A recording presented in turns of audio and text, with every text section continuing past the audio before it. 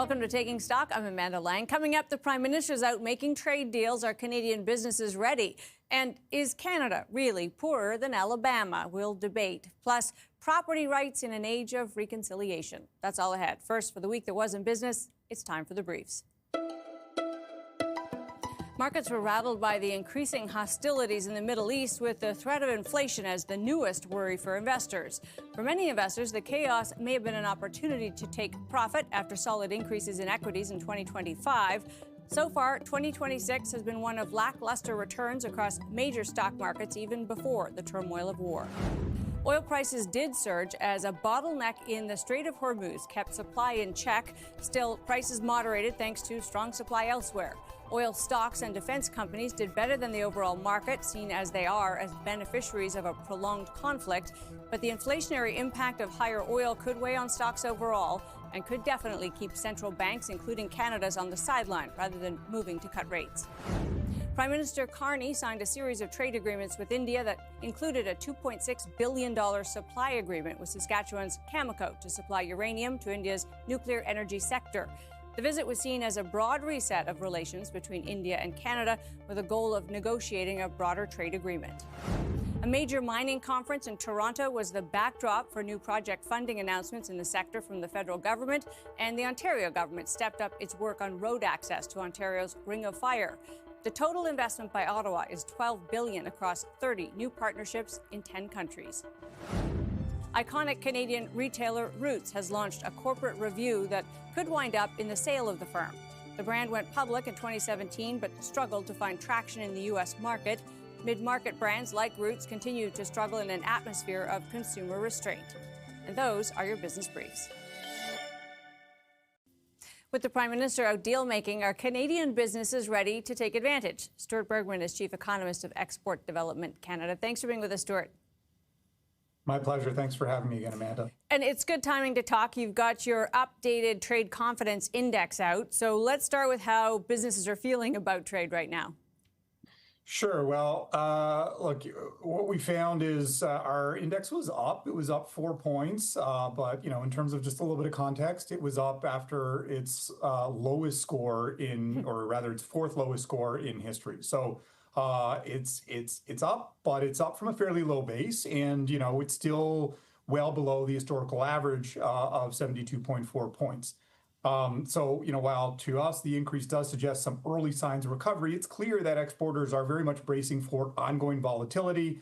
And it seems that they're approaching the next 6 months, the next 2 years, with caution rather than optimism. Now, I will say on the positive side, it's also clear that exporters aren't just sitting and sort of waiting around for things to get better. So they are very much adapting to the instability. And in doing that, sort of showcasing their resilience. The results on diversification are a good example of that. And EDC is really well placed to answer the question of, if we do a trade deal, does trade naturally follow? Because we already have trade deals, right? We've got 15 of them, but we don't actually trade much beyond the U.S. We're trying to do better. Does a trade deal with India, if that should happen, open the floodgates, or do businesses need more help than that? Sure. Well, let's deal with the question first on trade deals. I think naturally, a trade deal increases comfort level with the market. It means that the government is certainly putting more resources. We have more folks in market, and we develop a little bit more of an understanding of how things function in whatever local market you're talking about. What we have found, unfortunately, in our latest trade confidence index, is that while the free trade agreements really help address some of these barriers for exporters, to a large extent, they remain under-leveraged.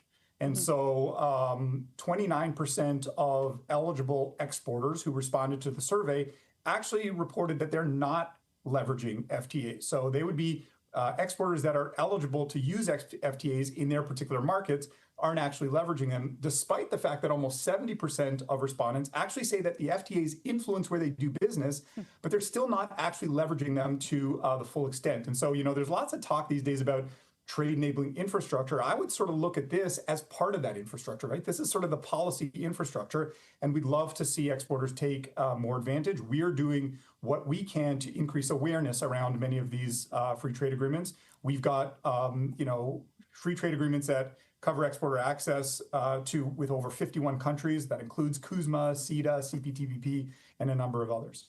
And I guess this is what you do, but I've been surprised when I've dug into some of EDC's already existing programs in various regions, including in South America. There are really good infrastructure in place from you to help, a CPG company get down to a brand new market in a safe way, because it often feels very risky. How do you get the word out? And do you think that the trade situation and all its uncertainty will help businesses actually start to think this way? Yeah, look, I do think it helps. Businesses have certainly come around to the idea that in this increasingly volatile environment, the best way for businesses to guard against uncertainty, to guard against volatility, is what I like to say the only free lunch in economics, which is diversification. And so they are digging into diversification. We see that the exporters, in fact, that I talk to on an anecdotal basis are very much leveraging diverse markets to manage single market risk. But it is really about sort of putting more of those programs that you refer to in front of them. EDC continues to open a number of offices or new representations in new markets. We've identified a number of priority markets for our exporters. We've opened representations across the Asia Pacific region, as an example, over the last 2 years. That brings us to a total of 26 foreign representations around the world, including Singapore, which is our Indo-Pacific regional headquarters. We're also looking to expand our presence in Europe later this year. So we're really looking to do our part in sort of expanding that policy infrastructure, if you will, that enables more diversification from Canadian exporters. Literally 10 seconds here, but do you expect that confidence index to keep rising? Would you hope that that will happen? As things start to improve, as we really kind of dig into this diversification plan, and you see that the Prime Minister is out there visiting a number of high potential markets, I would expect to start to see confidence build on the back of that. Absolutely. So good to have you, Stuart. Appreciate your time. Pleasure for being here. Thank you, Amanda. Stuart Bergman is Chief Economist of Export Development Canada. Still ahead, Canada's per capita GDP has some people wringing their hands in worry, but are we looking at the right measures? Stay with us.